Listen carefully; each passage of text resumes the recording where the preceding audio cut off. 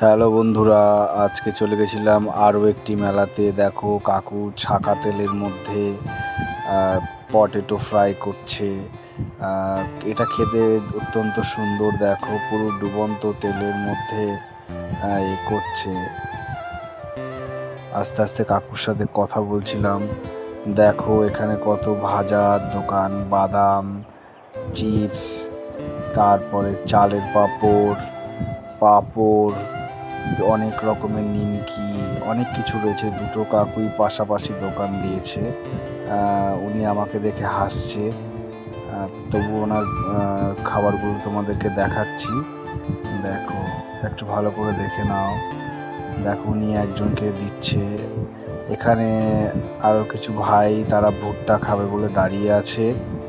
ভুট্টার দোকানদার কয়লা নিচ্ছে, আগুন জ্বালবে, কারণ ভুট্টাগুলো সেঁকতে হবে তো, তাই এরা ভাইরা সব দাঁড়িয়ে আছে ভুট্টা খাওয়ার জন্য। চারপাশটা একটু দেখাই তোমাদেরকে। দেখো বেলুনের দোকান ও পাশটা, এ পাশটা আইসক্রিমের দোকান রয়েছে। সবাই আইসক্রিম কিনছে, কেউ বেলুন কিনছে।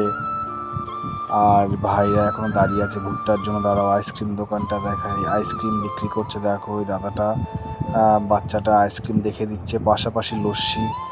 এটা একটা মালার দোকান। এখানে তুলসীর মালা পাওয়া যায় এবং সমস্ত ঠাকুরের পোশাক, গোপালের পোশাক, এই সমস্ত ঠাকুরের বসার আসন, সব কিছু ছবি পাওয়া যায়।